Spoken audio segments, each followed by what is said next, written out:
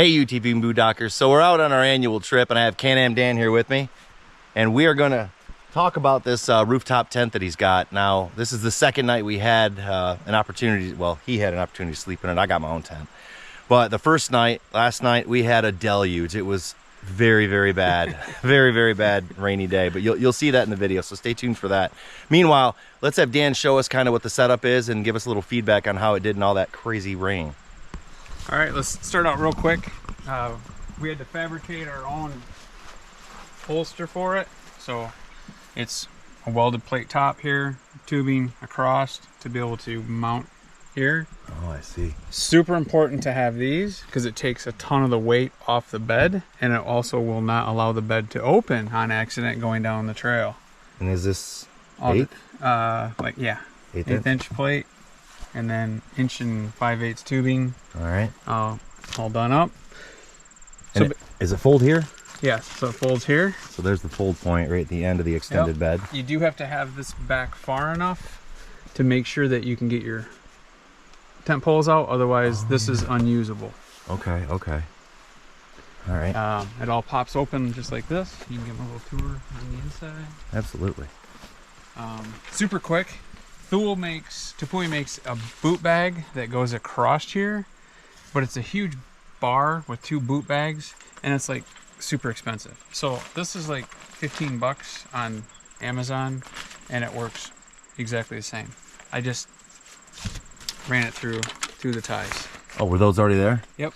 Nice. All these hooks are already here. Okay. This works great for drying out your clothes, which we found out last night and the night before. This is actually the ladder strap, but you can use it for a nice hanging spot. Okay. And then you want to give them a tour inside. Yeah, it's probably good to note too that these adjust for this Thule brand. There's these right here, and I think there's a couple right here. Every one of them. Every one, okay. Which is pretty sweet. That way if you're on a hill, but this is my first time even looking in this because I want one. Actually, this is decent, man. It's probably what, a good, is it 7 foot long in there? At least, and then nice light. 48 inches wide. 48 inches wide. That's enough for you and the wife, the girlfriend, the dog, whatever. You can fit 2 people in here, no problem. Yeah. Yeah, this is really nice. Are those little vents, the little triangles? Yep. Okay. It's actually pretty nice in here. It's got a good breeze. And it does have skylights too, so if you take the light fly off, okay, you can look at the stars. Okay. Hey, I also want to add, I added a couple things. So I added the condensation mat. I don't know if it's any different with or without the condensation mat, but it's definitely something I wanted because I've heard that humidity is a problem in condensation. So buy this mat. It keeps this up off the floor and doesn't allow it to draw condensation. I also added this double insulated pad as well. It's an air pad in here. I'm old. It's thin. I just deflate it before I pack it up. And then when I go to pack, or before I get in it, I just inflate it super quick. Gives me just a little bit extra cushion in there. I'm old. That's the way I like it. If you're young, it's not a big deal. That pad is actually pretty darn good, but I prefer a little extra cushion, so it's not a big deal. But I just slipped it underneath here, and away we go. A couple questions I know people are going to ask is, so what's it like in there in the rain? Any leaks? 0 leaks. Super dry. Yeah? Awesome. Nice little place to hide, especially you're not on the ground. All right. It's a good thing. And did you treat it with anything, like parabolic stuff? Or? Yeah, I just sprayed it real quick because it was brand new out of the box, clean, and it was already clean. Wiped it down and sprayed it. Everything rinses off really easy. You can see we're perfectly dry now after getting swamped. Let's get a link to that in the description because I'm probably going to need it for my tent anyway. So another big question, I know a lot of people like these tents. I want one too. Granted, you are on our trip here. You are the Sherpa. I mean, he is, seriously, this is ridiculous. You got, oh wow, 6 of those rigid boxes, cooler. Maybe some other people. I'm carrying 3 in mine, so we're kind of dumping the rest in here. But how does it ride with that on the top?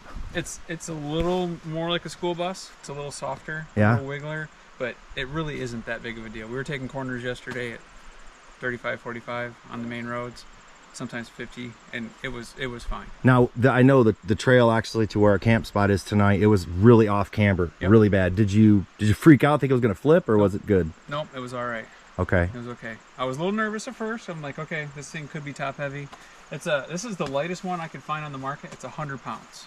Yeah, wow. So it was the lightest. But you can go up much bigger if you want, but I wanted to keep it narrow so it's the same width of the buggy. So it's about 40 inches wide. So it's tree branches and stuff are gonna go down.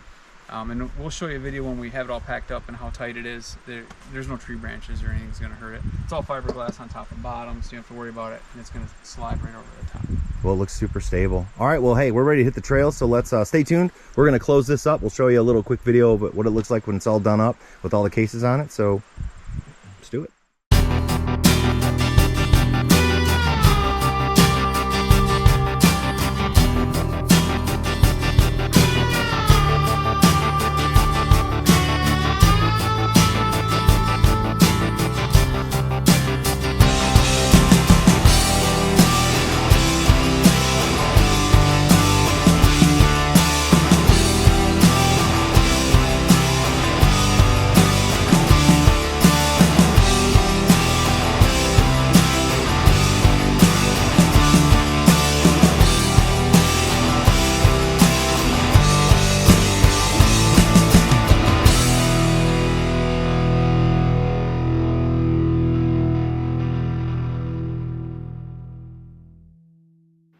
So if you're interested in one of these rooftop tents, it's going to be some research. You're going to have to find out the width and height of the tent and so on.